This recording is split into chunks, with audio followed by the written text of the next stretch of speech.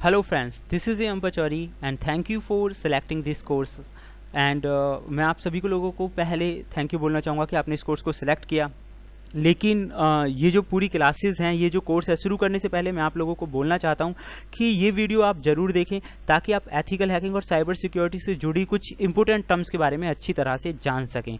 तो friends, ethical hacking सिर्फ एक फील्ड है, उससे जुड़े ऐसे बहुत सारे फील्ड्स के बारे में मैं आपको बताना चाहूँगा जो कि इसी से रिलेटेड हैं और उनके बारे में आपको बहुत ज़रूरत है कि आपको वो पता होने चाहिए, जिनकी मदद से आप बहुत अच्छी अर्निंग कर सकते हैं।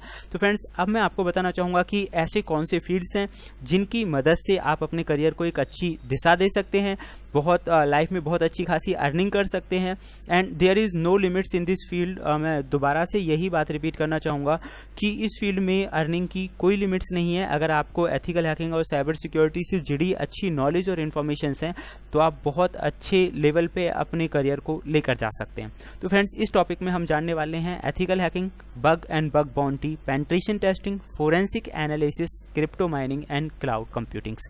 तो एथिकल हैकिंग एक फील्ड है, बाकी फील्ड्स के बारे में मैं आपको बताना चाहूँगा। तो उन्हीं चीज़ों के बारे में हम जान रहे हैं। सबसे पहले हम ये जानते हैं कि एथिकल हैकिंग है क्या वास्तव में।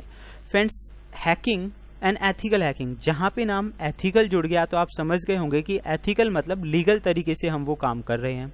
तो एथिकल हैकिंग के अंदर एक जो यूज़र होता है, यानी कि एक जो एथिकल हैकर होता है, उसे परमिशन होती है किसी भी कंप्यूटर या नेटवर्क के साथ छेड़खानी करने की, या फिर हम कह सकते हैं कि उसके अंदर मतलब अटैक्स करने की, उसे हैक करने की।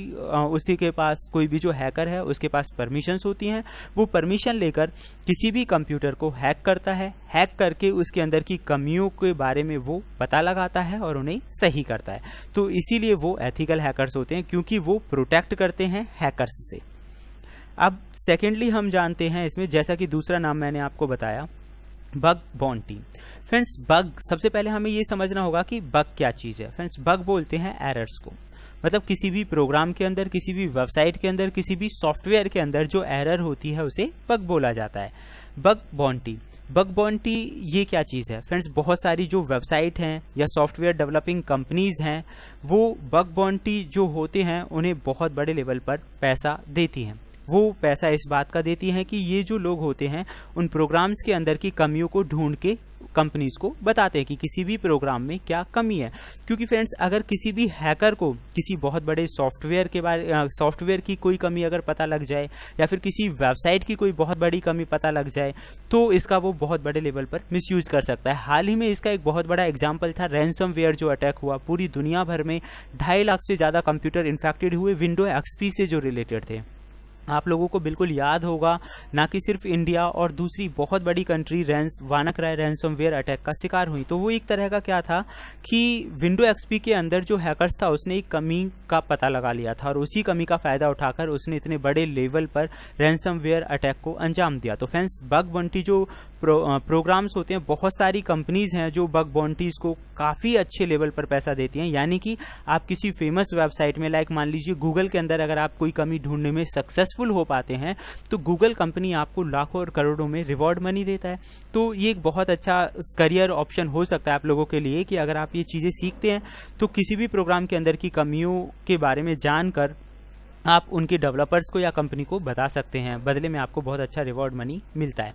अब हम बात करेंगे कि कौन कौन सी ऐसी कंपनीज हैं। तो फ्रेंड्स, ऐसी बहुत सारी कंपनीज हैं, लगभग ऑलमोस्ट ज़्यादातर कंपनीज हैं जो बग बाउंटीज़ को अच्छा रिवॉर्ड देती हैं, जिनमें Google, Yahoo, Facebook, Mozilla, Apple, ये सारी कंपनीज हैं जो आपको बग हंटिंग का अमाउंट देती हैं। बग बाउंटी और बग हंटिंग दोनों एक ही चीज़ हैं। फ्रेंड्स, अब हम जानते हैं तीसरे टॉपिक के बारे में, penetration testing. Penetration testing just like ethical hackers का ही काम पेनिट्रेशन टेस्टिंग का होता है। पेनिट्रेशन टेस्टिंग में आप यहाँ पढ़ सकते हैं कि पेनिट्रेशन टेस्टिंग बोलें या फिर पेन टेस्टिंग बोलें, ये एक ऑथराइज सिमुलेटेड अटैक होता है किसी भी कंप्यूटर सिस्टम पर। यानी कि इस फील्ड के अंदर कोई भी जो अटैकर होता है किसी टारगेट कंप्यूटर पर या एक नेटवर्क पर अटैकिंग की अलग अलग टेक्निक का इस्तेमाल करता है। यानी कि अलग अलग टेक्निक की मदद से वो अटैक करता है उस नेटवर्क पे अगर उसके अंदर कोई कमी उसे मिलती है तो उन कमियों की लिस्ट बनाता है, उन कमियों को सॉल्व करता है। इसी पूरी प्रोसेस को पेनिट्रेशन टेस्टिंग बोला जाता है। बहुत बड़ी बड़ी जो कंपनीज हैं, एप्पल, गूगल, याहू, फेसबुक जैसी जो कंपनीज हैं, इनके पास भी पेनिट्रेशन टेस्टर्स होते हैं जो किसी भी प्रोग्राम्स की कमियों को ढूंढ के या पता लगा के उन्हें सही करते हैं और बदले में उन्हें काफ़ी अच्छा अमाउंट मिलता है। इसी बात का आप चाहें तो किसी पर्टिकुलर कॉलेज को सिक्योरिटी प्रोवाइड कर सकते हैं। सिक्योरिटी प्रोवाइड करने का मतलब है कि उसके पूरे नेटवर्क को सिक्योर कर सकते हैं ताकि कोई हैक ना कर सके। ये ही एक पेनिट्रेशन टेस्टिंग का हिस्सा है। अब हम दूसरे फील्ड्स के बारे में जानते हैं। एक और फील्ड है फोरेंसिक।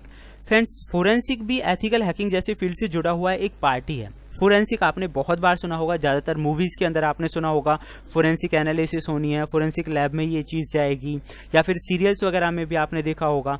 तो मैं आपको बताना चाहूँगा कि यहाँ पे जो फोरेंसिक होती है, इस फोरेंसिक का सीधा जो मतलब होता है वो होता है कंप्यूटर और मोबाइल फ़ोन से जानकारी इकट्ठा करना। कई बार बहुत बड़ी बड़ी आतंकवादी जो गतिविधियाँ होती हैं और जब उन्हें पकड़ा जाता है तो बदले में उनके जो लैपटॉप या मोबाइल फ़ोन जो हाथ लगते हैं तो उनसे सबूतों को कलेक्ट करने का जो काम होता है वो फोरेंसिक एक्सपर्ट्स का होता है। यानी मोबाइल फ़ोन से कॉल डिटेल्स निकालना, या फिर कंप्यूटर से कोई भी मैसेज भेजा गया है, या फिर कोई फाइल तैयार की गई है, या फिर पूरी कंप्यूटर जो है वो फॉर्मेट कर दिया, फिर भी हमें सबूत इकट्ठा करने हैं।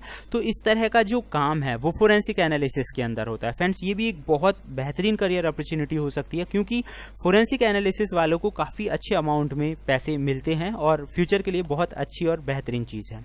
अब हम बात करते हैं एक और खास करंट सेशन के बारे में जो कि आज की डेट में बहुत अच्छे लेवल पर चल रहा है, crypto mining. Friends, crypto mining और क्रिप्टो करेंसी ये दोनों अलग चीज़ें हैं। मैं आपको बताऊंगा क्रिप्टो करेंसी के एग्जांपल के तौर पे हम समझ लेते हैं। आपने अगर नाम सुना हो तो बिटकॉइन एक क्रिप्टो करेंसी का एग्जाम्पल है। एक ऐसी करेंसी जिसे हम छू नहीं सकते, रुपये और डॉलर की तरह, लेकिन हम फील कर सकते हैं कि ऐसी कोई करेंसी है। ये इंटरनेट की दुनिया में चलने वाली करेंसी है। सतोशी नाकामोटो ने इसे डिज़ाइन किया था। फ्रेंड्स, इस करेंसी की जो खास बात है वो ये है कि इसकी जो वैल्यू है अप और डाउन यानी कम और ज़्यादा होती रहती है। इसकी कोई वैल्यू फिक्स नहीं है। इंटरनेट मार्केट में इसकी वैल्यू कभी भी कितनी भी हो सकती है, ये डिपेंड करता है अलग अलग कंडीशंस पे। तो इसके ज़रिए यानी कि इंटरनेट पूरी दुनिया में ये एक ऐसी करेंसी है जिसके ज़रिए आप पूरी दुनिया में कहीं से कोई भी चीज़ खरीद सकते हो या बेच सकते हो। फॉर एग्जांपल, अगर मैं मान लेता हूँ मुझे डॉलर में कोई चीज़ खरीदनी है, येन में या पाउंड में खरीदनी है, तो उसके लिए मुझे डॉलर, येन या पाउंड ही देने पड़ेंगे, रुपीज़ से काम नहीं चलेगा। लेकिन बिटकॉइन एक ऐसी करेंसी है जो पूरी दुनिया में कॉमन है। यानी कि अगर कोई भी चीज़ आपको रुपये, डॉलर, येन, पाउंड में खरीदनी है तो आप खरीद सकते हैं बिटकॉइन की मदद से। तो बिटकॉइन एक कॉमन करेंसी हो गई। तो फ्रेंड्स, आप समझ गए होंगे क्रिप्टो करेंसी क्या है। अब हम जानेंगे क्रिप्टो माइनिंग क्या है। क्रिप्टो माइनिंग का मतलब क्रिप्टो करेंसी अर्न करने की जो टेक्निक है वो क्रिप्टो माइनिंग होती है। यानी कि बिटकॉइन वगैरह अगर आपको अर्न करने हैं तो उसके लिए आपको क्रिप्टो माइनिंग करनी पड़ती है। क्रिप्टो माइनिंग की अलग अलग फॉर्म्स होती हैं। लाइक सॉफ्टवेयर्स के जरिए आप क्रिप्टो माइनिंग कर सकते हैं, या जो टास्क दिए जाते हैं हैश वैल्यूज़ वगैरह को सॉल्व करने के, उन्हें सॉल्व करके भी आप क्रिप्टो माइनिंग कर सकते हैं, यानी कि क्रिप्टो करेंसी अर्न कर सकते हैं। और ऐसे बहुत सारे मेथड्स हैं जो मैं आपको आगे के वीडियोज़ में बताऊंगा। अब हम जानते हैं एक और करंट फील्ड के बारे में जिसका नाम है फ्रेंड्स क्लाउड कंप्यूटिंग। तो अगर आप एथिकल हैकिंग से जुड़े हैं, साइबर सिक्योरिटी से जुड़े हैं, तो आपको क्लाउड कंप्यूटिंग के बारे में ज़रूर पता होना चाहिए फ्रेंड्स। क्योंकि मैं आपको बताना चाहूँगा कि गूगल जैसी जो वेबसाइट है, आपके माइंड में कई बार क्वेश्चन आया होगा कि यार इतना बड़ा जो डेटाबेस है गूगल कैसे स्टोर करके रखता होगा।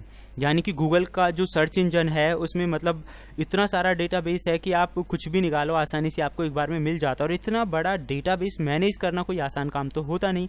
तो क्लाउड कंप्यूटिंग उसी का एक हिस्सा है। यानी कि बहुत बड़े लेवल पर आप डेटा स्टोरेज जो चीज़ें हैं उनका इस्तेमाल कर सकते हो। इसे मैं एक एग्जांपल के तौर पे आपको समझाना चाहूँगा।